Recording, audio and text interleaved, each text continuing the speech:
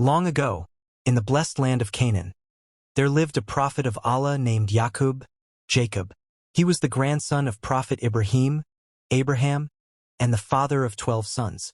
Among his sons, one was especially close to his heart. His young boy Joseph. Yusuf was no ordinary child.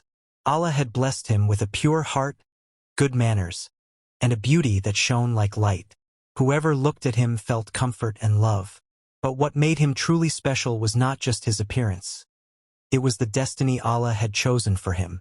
One night, little Yusuf woke up after a powerful dream. His face glowed with wonder as he rushed to his father. "Father," Yusuf said excitedly, "I saw a dream. In my dream, I saw 11 stars, and the sun, and the moon. They were all bowing down to me." Yaqub's heart trembled. He knew this was no ordinary dream. As a prophet, he understood that dreams of the righteous carried deep meanings. He hugged Yusuf gently and said, "My beloved son, your Lord has chosen you. Allah will bless you with knowledge, wisdom, and prophethood. He will complete his favor upon you, just as he blessed your forefathers, Ibrahim and Isaac." But then Yaqub's tone changed. His voice grew serious. "My son, do not tell this dream to your brothers. They may become jealous, and jealousy is a dangerous thing. Satan, is always a clear enemy to mankind." Yusuf nodded, but in his young heart, he did not yet understand the depth of jealousy. The jealous brothers. While Yusuf was growing in love and purity, his brothers were growing in envy. They noticed how much their father loved Yusuf. To them it felt unfair. They whispered among themselves, "Surely Yusuf and his brother are more loved by our father than we are. We are strong men, yet he prefers them over us. Truly, our father is in clear error." Day by day, their jealousy burned hotter. Instead of looking at Yusuf with love, they looked at him with bitterness. Instead of being happy for him, they wanted to destroy him. Finally, they gathered together and made a plan. "Let us kill Yusuf," one of them said. "Then our father's love will turn only to us." Another brother, slightly softer in heart, suggested, "Do not kill him. Instead, throw him into a deep well. A caravan will pass by, and he will be taken away far from us. That way, we'll be rid of him without shedding his blood." The brothers agreed. Their evil plan was set. The deception of the father. The next day, the brothers went to their father Yaqub and said with fake smiles, "Father, why don't you trust us with Yusuf? Send him with us tomorrow. We will take him out to play, let him eat and enjoy himself. Surely we will protect him." Yaqub felt uneasy. His heart warned him of danger. He said, "It grieves me to let him go with you. I fear that a wolf may eat him while you are unaware." The brothers laughed loudly.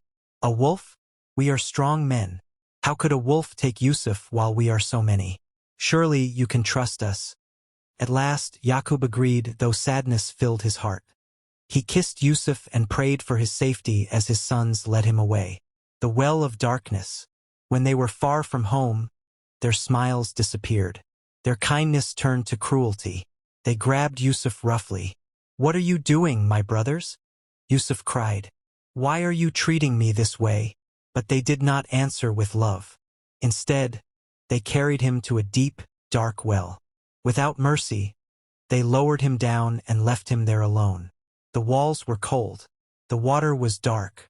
Yusuf's young heart trembled.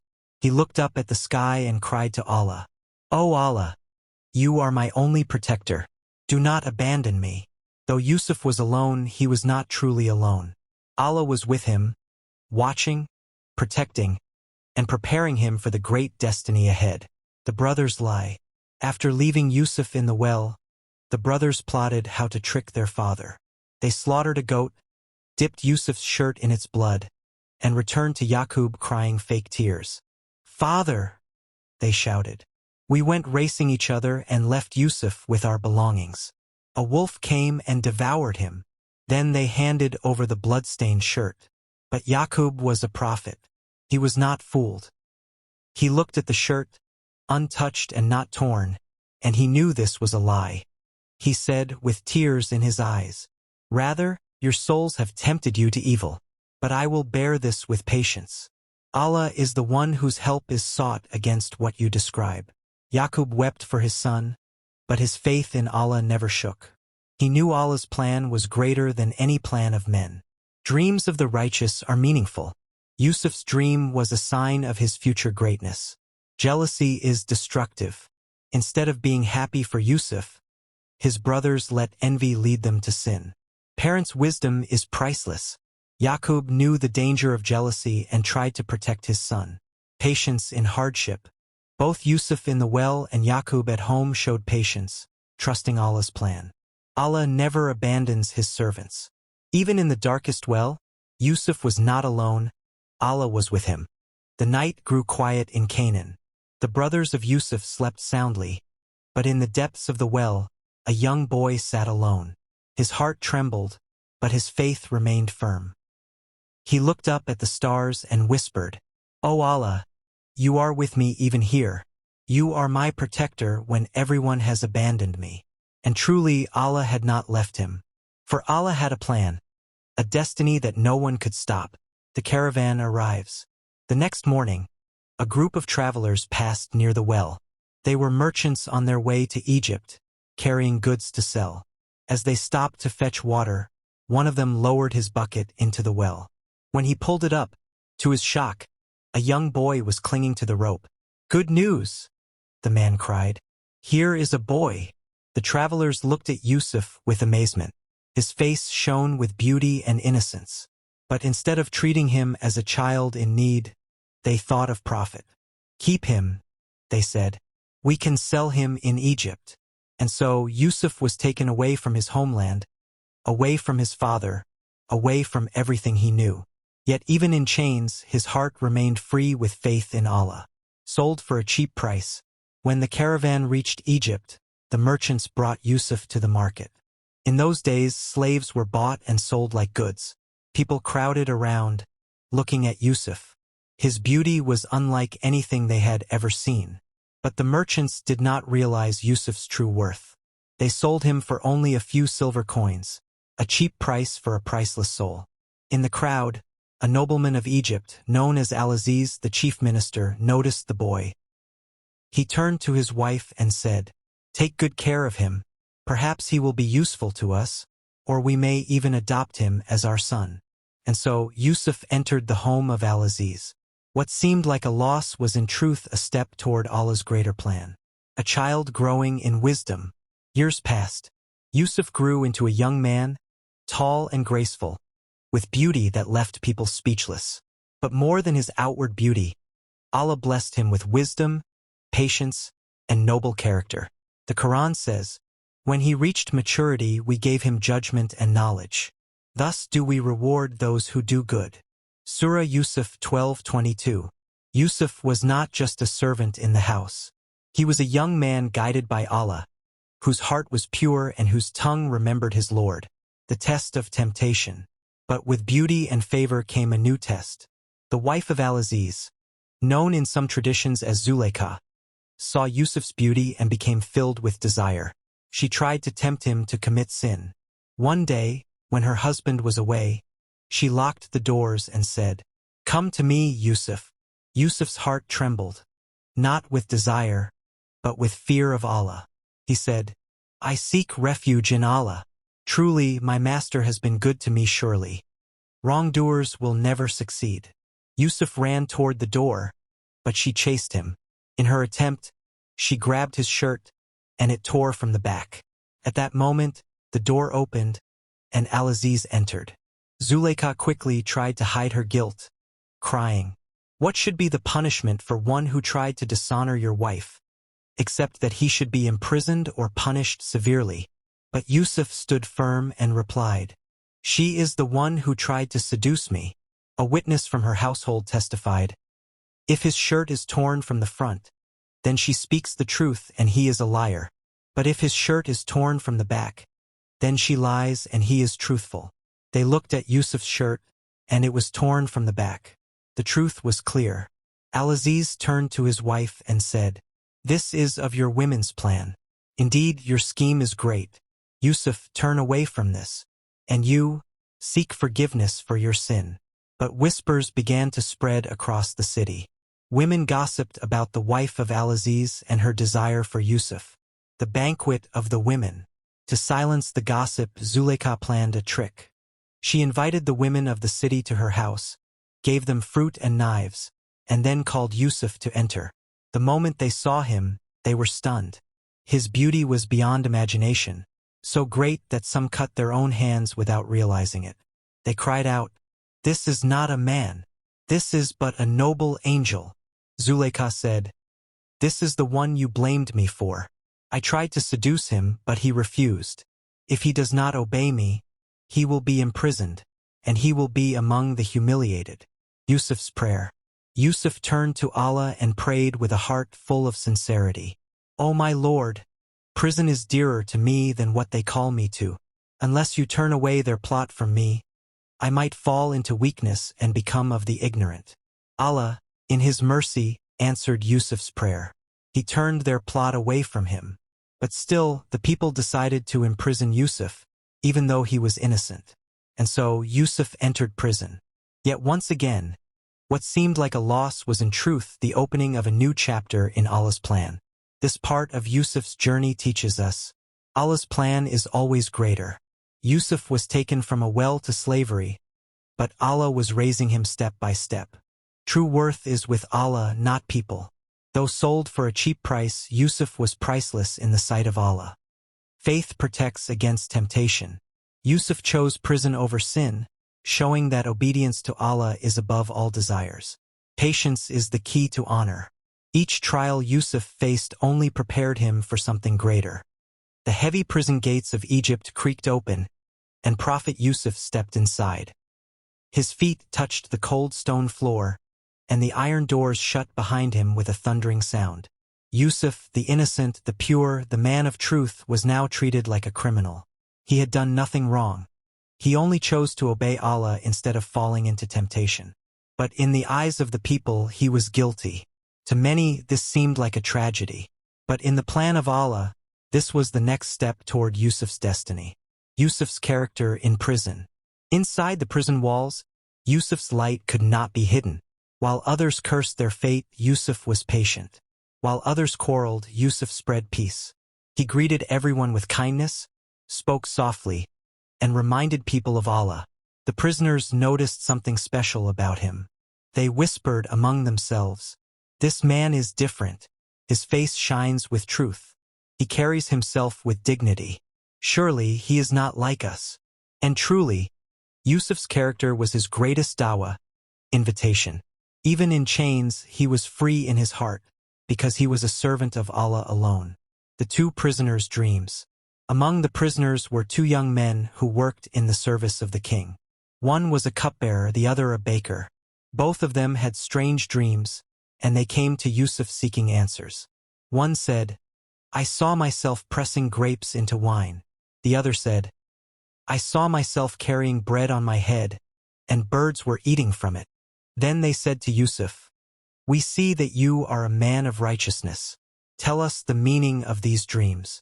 Yusuf's dawah in prison. Before answering, Yusuf took the opportunity to call them to the truth. He said, "I will tell you the interpretation before your next meal arrives. But first, let me explain something greater. These meanings come only from Allah. He has taught me. I have left the ways of a people who disbelieve in Allah and reject the hereafter. I follow the path of my forefathers, Abraham, Isaac, and Jacob. It is not for us to worship anything besides Allah. That is the true favor of Allah upon mankind." Then he asked them, "O my fellow prisoners, which is better, many lords or Allah, the One, the Almighty?" The men listened carefully. In prison, where hope was low, Yusuf reminded them of the greatest hope, Allah, the one who never abandons his servants. The interpretation. After inviting them to Allah, Yusuf gave the interpretations of their dreams. He turned to the cupbearer and said, "You will be set free and will once again serve your master wine." Then he turned to the baker. "As for you, you will be crucified, and birds will eat from your head." The two men were stunned. Yusuf's words struck deep. He added gently, "This is the matter decreed by Allah, about which you both inquired." And just as Yusuf said, the dreams came true. The baker was executed, and the cupbearer was released. Yusuf's request. Before the cupbearer left prison, Yusuf said to him, "Mention me to your master, the king. Tell him of my innocence." The cupbearer promised to remember. But once he was free, he forgot Yusuf and returned to his duties. And so, Yusuf remained in prison year after year. But Allah was teaching him patience. Allah was preparing him for the day when his gift of dream interpretation would change not only his life but the fate of an entire nation. The king's dream. One night, the king of Egypt had a disturbing dream. He saw 7 fat cows being eaten by 7 lean cows, and 7 green ears of corn along with 7 dry ones. The king awoke troubled. He gathered his advisors and wise men and said, "Tell me the meaning of my dream, if you are able." But they were puzzled. They said, "These are confused dreams. We do not know their interpretation." At that moment the cupbearer remembered. He slapped his forehead and said, "My lord, forgive me. There was a man in prison who interpreted dreams truly. Let me go to him." The cupbearer returns to Yusuf. The cupbearer rushed back to the prison and found Yusuf. He told him of the king's dream and said, "Yusuf, O man of truth, interpret this dream for us so I may return to the people, that they may know." Yusuf's heart was calm. Allah inspired him with the true meaning. He said, "You will have 7 years of abundant harvest. Store all that you can except what you eat a little of. Then will come 7 years of hardship, in which you will eat only from what you have stored. After that will come a year of relief, in which people will have rain and will press oil and wine." The cupbearer returned to the king with the interpretation. The king was astonished. Never had anyone explained his dream so clearly. The king summons Yusuf. The king said, "Bring this man to me." But when the guards came to free Yusuf, he refused to leave. "Go back to your master," Yusuf said, "and ask him about the women who cut their hands. Let the truth be known of my innocence." The king investigated. The women admitted their guilt, and the wife of Al-Aziz confessed. "Now the truth is clear. It was I who tried to seduce him. Indeed, he is of the truthful." At last, Yusuf's honor was restored. The king called him, spoke to him, and said, "Today you are established in our land. You are trusted and honored. Choose your place in our kingdom." And so the prisoner was raised to power. The one who was thrown into a well, sold as a slave, and jailed unjustly, was now being prepared for greatness. Dawah can be done anywhere. Even in prison, Yusuf called people to Allah. Use wisdom in teaching. Yusuf combined dream interpretation with reminding people of Allah. Patience is rewarded. Though Yusuf stayed in prison for years, Allah's plan was unfolding. Truth will always come out. Lies may cover the truth for a while, but Allah exposes reality. The walls of the prison had seen Yusuf's patience, and the stones of its floor had heard his prayers. But now, by the command of Allah, the time of his hardship was ending. The doors of honor were about to open. Yusuf before the king. The king of Egypt sat upon his throne, surrounded by advisors and ministers. He had heard of the man who interpreted his dream, the man whose wisdom was unmatched. And now Yusuf was brought before him. The king looked at Yusuf and asked, "Are you the one who gave the meaning of my dream?" Yusuf nodded humbly. "Yes, it was I. But the knowledge is only from Allah." The king was impressed not only by Yusuf's wisdom but by his honesty and dignity. He had seen many men rise through lies and arrogance, but Yusuf's truthfulness was like a shining light. The king said, "Today, you are established in our land. You are trusted and honored. Choose any position you wish." Yusuf replied with clarity, "Appoint me over the storehouses of the land. Indeed, I am a knowledgeable guardian." Yusuf did not ask for power out of greed. He asked because he had knowledge, wisdom, and honesty to handle the coming crisis. And so, by the will of Allah, Yusuf became the minister of finance, the one who controlled the grain and food supplies of Egypt. The years of abundance. As Yusuf had explained from the king's dream, Egypt first entered 7 years of plenty. Rain fell, crops grew, and harvests filled the storehouses. Under Yusuf's guidance, Egypt stored the extra grain in large silos. Every measure was carefully counted, every grain preserved. Yusuf worked day and night, ensuring nothing was wasted. The people of Egypt marveled. Never before had they seen such wisdom in governance. Truly, they said, this man is guided by the gods. But Yusuf always corrected them. It is not from me. It is from Allah, the one and only. He never forgot his Lord, no matter how high he rose in rank. The years of famine. After 7 years, the rains stopped. The Nile shrank, the earth grew dry, and famine spread across the land. But Egypt did not starve. Thanks to Yusuf's planning, the storehouses were full. The people came to him begging for food. Yusuf distributed it fairly, ensuring everyone received their share. News of Egypt's wealth spread beyond its borders. From distant lands, people traveled to buy grain. Among them were the brothers of Yusuf, the very men who once threw him into a well. The brothers in Egypt. Hunger had struck the land of Canaan. Yaqub, now old and weary, told his sons, "My children, go to Egypt. Bring back food so we may survive." The brothers traveled to Egypt and entered Yusuf's court. They bowed before the powerful minister, not realizing that he was their brother. Yusuf recognized them immediately, but they did not recognize him. He spoke to them through an interpreter, hiding his identity. He gave them grain, but he also tested them. He asked about their family, and they told him of their father and their youngest brother, Binyamin. Yusuf said, "Bring me your younger brother when you return. If you do not, then you will receive no more grain from me." He returned their money secretly in their bags, so they would know he was not unjust. Binyamin brought to Egypt. When the brothers returned home, they told Yaqub what had happened. He was hesitant to send Binyamin, fearing he might lose him as he had lost Yusuf. But the famine worsened, and at last he agreed. He said, "I will not send him with you until you give me a firm oath before Allah that you will protect him." They swore by Allah, and Yaqub prayed, "Allah is the best guardian, and He is the most merciful of the merciful." So they returned to Egypt with Binyamin. Yusuf reveals his brother. When Yusuf saw Binyamin, his heart filled with love and sadness. He longed to embrace his brother, but he kept his secret. He told him quietly, "I am your brother. Do not grieve over what they used to do." Yusuf planned a way to keep Binyamin with him. He placed the king's cup secretly in Binyamin's bag. Then, when the caravan was leaving, he called out, "O people of the caravan, you are thieves." The guards searched the bags, and the cup was found with Binyamin.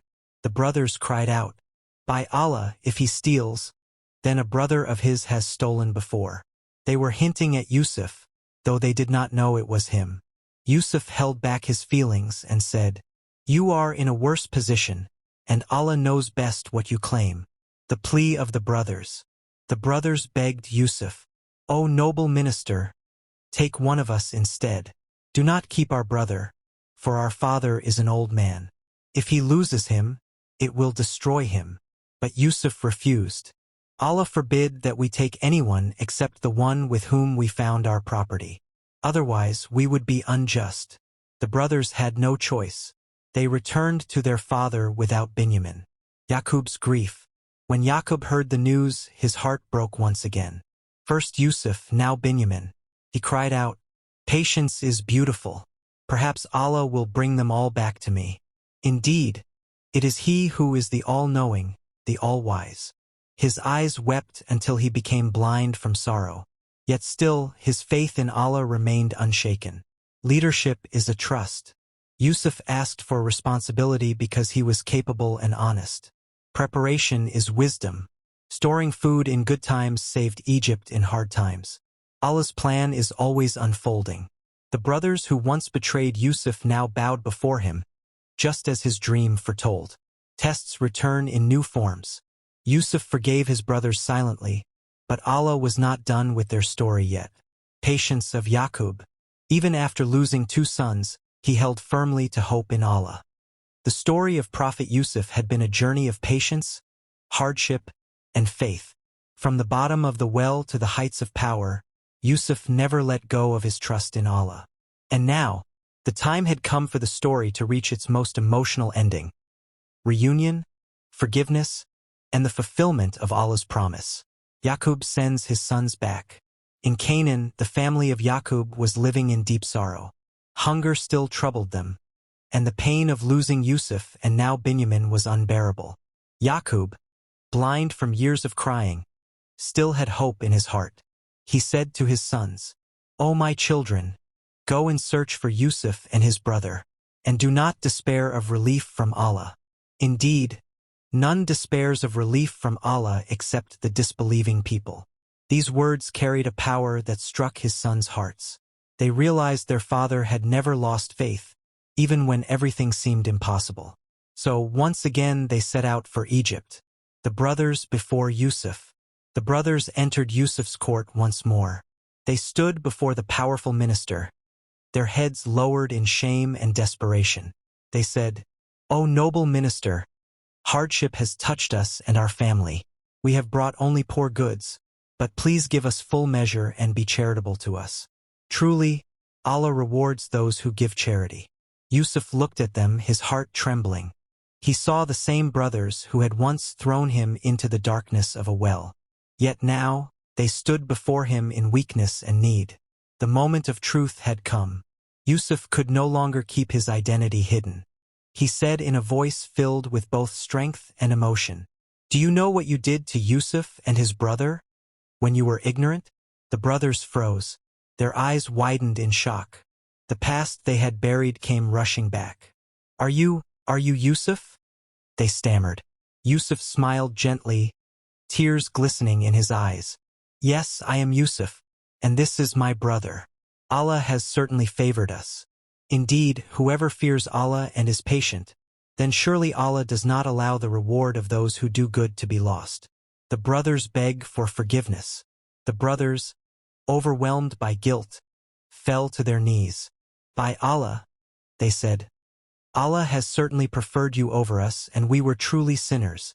In that moment, Yusuf had every right to punish them.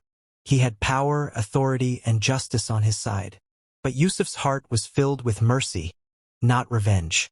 He spoke the words that shine like light through history. "No blame will there be upon you today.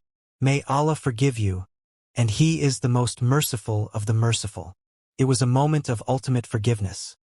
A lesson that even when wronged, a believer's heart is big enough to forgive. The shirt of Yusuf. Yusuf then gave his shirt to his brothers and said, "Take this shirt of mine and cast it over my father's face. He will regain his sight. Then bring me your entire family." The brothers raced back to Canaan with the precious shirt. The story of Prophet Yusuf had been a journey of patience, hardship, and faith. From the bottom of the well to the heights of power, Yusuf never let go of his trust in Allah. And now, the time had come for the story to reach its most emotional ending: reunion, forgiveness, and the fulfillment of Allah's promise. Yaqub sends his sons back. In Canaan, the family of Yaqub was living in deep sorrow. Hunger still troubled them, and the pain of losing Yusuf and now Binyamin was unbearable. Yaqub, blind from years of crying, still had hope in his heart. He said to his sons, "O my children, go and search for Yusuf and his brother, and do not despair of relief from Allah. Indeed, none despairs of relief from Allah except the disbelieving people." These words carried a power that struck his sons' hearts.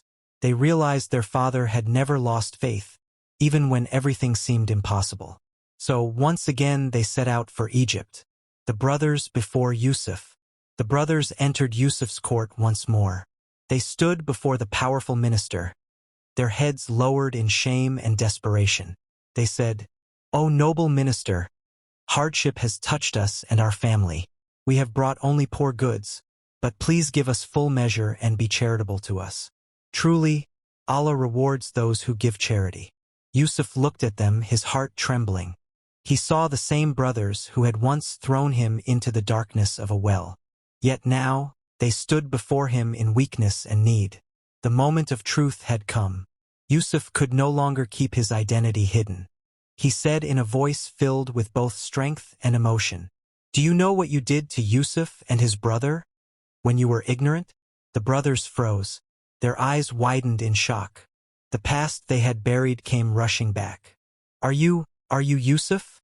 they stammered. Yusuf smiled gently, tears glistening in his eyes. "Yes, I am Yusuf, and this is my brother. Allah has certainly favored us. Indeed, whoever fears Allah and is patient, then surely Allah does not allow the reward of those who do good to be lost." The brothers begged for forgiveness. The brothers, overwhelmed by guilt, fell to their knees. "By Allah," they said, "Allah has certainly preferred you over us, and we were truly sinners." In that moment, Yusuf had every right to punish them. He had power, authority, and justice on his side. But Yusuf's heart was filled with mercy, not revenge. He spoke the words that shine like light through history. "No blame will there be upon you today. May Allah forgive you, and He is the most merciful of the merciful." It was a moment of ultimate forgiveness. A lesson that even when wronged, a believer's heart is big enough to forgive. The shirt of Yusuf. Yusuf then gave his shirt to his brothers and said, "Take this shirt of mine and cast it over my father's face. He will regain his sight. Then bring me your entire family." The brothers raced back to Canaan with the precious shirt. As they approached their home, Yaqub, though blind, suddenly lifted his face and said, "Indeed, I sense the smell of Yusuf, though you may think me weak in mind." And when the shirt was placed over his face, his eyesight returned by Allah's mercy. He cried out in joy, "Did I not tell you? I know from Allah what you do not know." The great reunion. With their father restored, the entire family set out for Egypt. The journey was long, but their hearts were light with hope. At last, they arrived at Yusuf's palace. The doors opened, and the long-separated family was reunited. Yusuf embraced his father with tears streaming down his cheeks. For years he had longed for this moment, and Allah had finally granted it. He placed his parents upon the throne beside him, and his brothers all bowed down in respect. In that moment, Yusuf remembered the dream he had as a child. The sun, the moon, and 11 stars bowing before him. He turned to his father and said, "O my father, this is the interpretation of my dream long ago. My Lord has made it come true. He was indeed good to me when he brought me out of prison and brought you here from the desert after Shaitan had caused enmity between me and my brothers. Indeed, my Lord is subtle in what he wills. Truly, he is the all-knowing, the all-wise." At the peak of his life, with his family restored and his honor complete, Yusuf raised his hands in supplication to Allah. "My Lord, you have given me authority and taught me the interpretation of dreams. Creator of the heavens and the earth, you are my protector in this world and the hereafter. Cause me to die as a Muslim and join me with the righteous." This prayer showed Yusuf's humility. Despite his power and honor, his greatest desire was not worldly success but to die in faith and be with the righteous in the hereafter. Never lose hope in Allah. Even in blindness and sorrow, Yaqub trusted that Allah would reunite him with Yusuf. Forgiveness is greater than revenge. Yusuf forgave his brothers when he had the power to punish them. Allah's promise is true. The dream Yusuf saw as a boy was fulfilled after years of hardship. The believer's goal is the hereafter. Despite his power, Yusuf prayed for death in submission to Allah. Patience and faith bring the sweetest ending. The story began with tears at a well and ended with joy in a palace. Closing reflection. The story of Prophet Yusuf is not just a tale of the past. It is a mirror for our lives today. We face betrayal, loss, and hardship, but like Yusuf and Yaqub, we must hold on to patience, faith, and forgiveness. And above all, we must remember that Allah's plan is always greater than ours. He brings light after darkness, relief after sorrow, and joy after patience. This is why Allah calls the story of Yusuf in the Quran,